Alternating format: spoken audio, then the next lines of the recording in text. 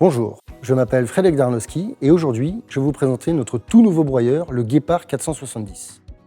Dans cette vidéo, nous parlerons de sa construction, ses fonctions et comment bien atteler la machine au tracteur. Le Léo 320 est une machine conçue pour travailler dans les conditions les plus difficiles. Elle est utilisée pour un broyage efficace des résidus post-récolte, des tiges de tournesol, de maïs et autres cultures. La largeur de broyage de cette machine est de 320 cm.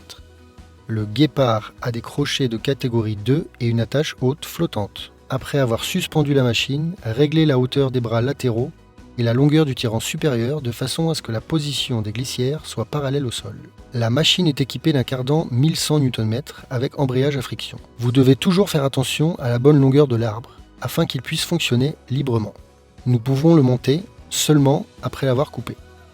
Une paire de prises hydrauliques est nécessaire pour faire fonctionner les volets de décharge et le chariot.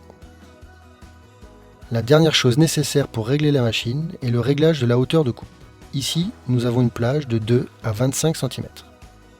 N'oubliez pas de relever les roues de transport en position de travail. La tension automatique règle la tension correcte des courroies. Laissez-moi maintenant vous montrer quelques détails techniques qui distinguent notre machine.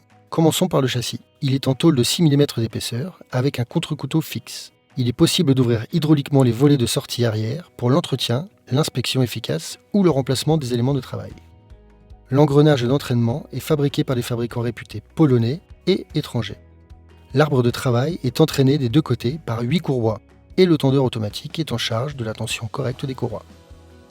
Des volets de protection sont placés à l'avant de la machine. L'angle d'ouverture approprié de ces volets vers l'avant évite les projections de pierre vers l'opérateur. L'arbre de travail peut être équipé de couteaux de type Y ou de marteau à fléau. Le transport de la machine s'effectue à l'aide d'un attelage et d'un chariot de transport à dépliage hydraulique. Vérifiez le niveau d'huile dans l'engrenage au moins une fois par an. Utilisez de l'huile de caractéristique GL4 en 80W90. Les points de graissage doivent être lubrifiés conformément aux instructions du manuel d'utilisation. Les pièces de broyage doivent être remplacées en cas de défaut, de signes évidents d'usure, d'effritement des tranchements, ainsi que de couteaux ou de fléaux incomplets avec un jeu excessif. Si tout est prêt, nous pouvons commencer à travailler. Rappelons-nous que la machine travaille à 540 tours minute maximum et qu'il faut toujours lire le manuel d'instruction avant de commencer. Merci d'avoir pris le temps de regarder cette vidéo. Et je vous invite à vous inscrire à notre chaîne YouTube pour d'autres présentations de machines.